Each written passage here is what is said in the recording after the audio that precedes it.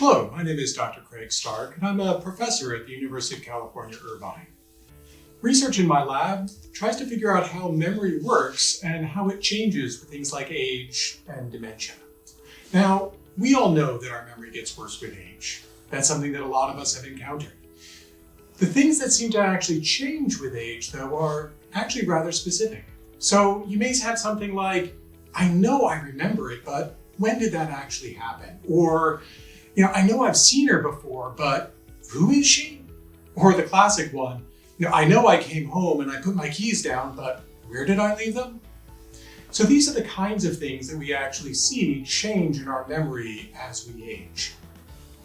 And there's something really in common with all of these. It's that we hold on to the gist of the memory, the basics of what happened, but the details seem to have gotten lost. And this is a very typical sort of thing that we've seen change with age. Now, research in my lab and in other labs across the country have really been able to highlight that there's a specific structure in the brain called the hippocampus that seems to be critical for this detail memory, and that seems to be really the problem, or one of the big problems that's going on with aging. Now, is there anything though that we can do about this? Well, as researchers have looked at animal models, looked at things like how a mouse ages, they've come up with some really interesting findings. For one thing, if you have mice live in a pretty basic sort of environment, like these mice here living together, but living in just a small little box there, versus you have them living in a much bigger sort of environment, a bigger box with things to play on and explore and things to do, we find that this actually has a real impact on their brain. We call this environmental enrichment, and one of the big things that we see is that actually their hippocampus changes. We can actually see inside of their brain that new neurons are born into their hippocampus, neurons that we think are actually leading to their memory being better. And it's not only that. The more the mouse goes and explores its world, the more it engages with its environment, the more of these new neurons they get, and the better that their memory actually gets. So that's a pretty cool kind of thing. But we don't really just want to know, can we make a mouse have a good memory as it ages? We want to know, can our memory be better as we age? And so we're going to need to try to move that kind of environmental enrichment from the lab into humans here. So how do we do that? Well, my lab doesn't look like these kinds of things here. We don't have things like these giant jungle gyms for people to explore in, or we don't have people go on geocaching or live underground in these huge, underground kinds of cities or something like that. That's not something I can do all that easily. But how can we have somebody have this idea of really exploring a new world and being engaged and having some kind of enrichment? Well, somebody in my lab, Daveclemens, had a really, really great idea. I wish I could take credit for this idea. It was brilliant. He said, let's have people play large 3D immersive video games.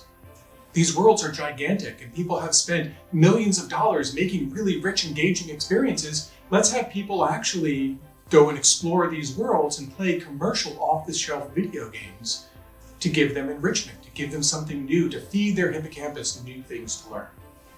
Now, to be honest, when I first heard this idea, I thought there's no way that this is going to work. It's one of my jobs as a researcher to train the next generation of scientists. So I said, sure, Dane, let's go and actually try this. So what he did is he brought a whole bunch of people into the lab and he gave them a memory test, a test that my lab developed that is very, very sensitive to how well your hippocampus is working. We have people study a series of objects and then we may test them. For example, on this seahorse here, they may have studied the one on the bottom and later on we show them the one on the top. It's really pretty similar. You know you've seen a seahorse, but do you have the details to know that's the one that you saw? And it turned out that people who played big 3D video games did better on this test than people who didn't. That was pretty amazing. I said, look, there are a lot of things that you could do that might lead to this. We're going to have to see this again and again and really sort of probe this before I'll actually believe it.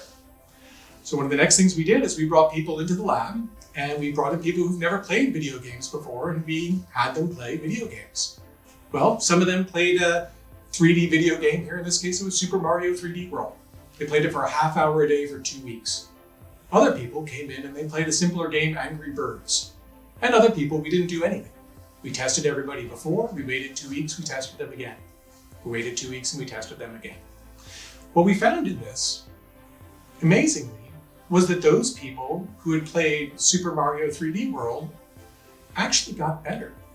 Their memory improved. Their memory outside of the video game, their memory on this task that is critically dependent on the hippocampus, got better.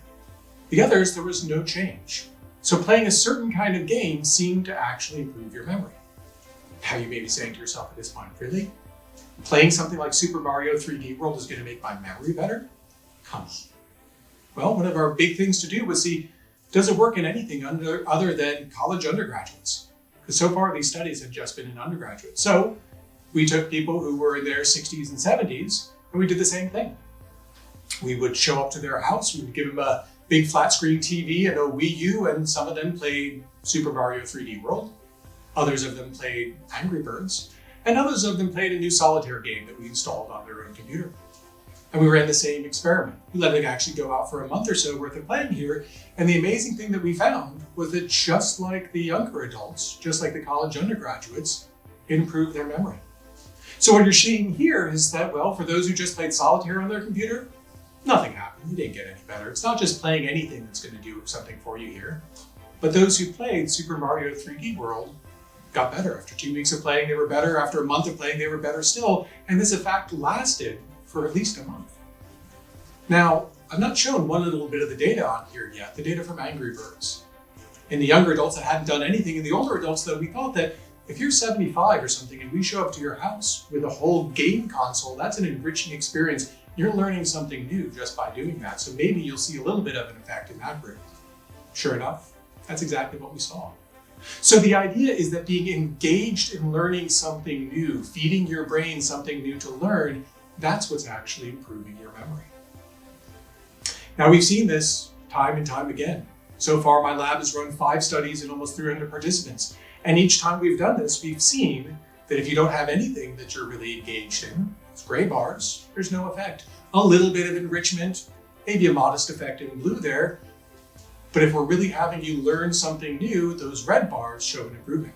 Those are the 2 studies I've shown you, but we can also now go and try a different game. We tried Minecraft and had people do all sorts of different things. We had middle-aged adults do that same thing with Minecraft there to improve their memory still. And you can take it out of video games. We had older adults learn locations, do a scavenger hunt inside of a park, and each day they would learn new locations inside there, and their memory got better.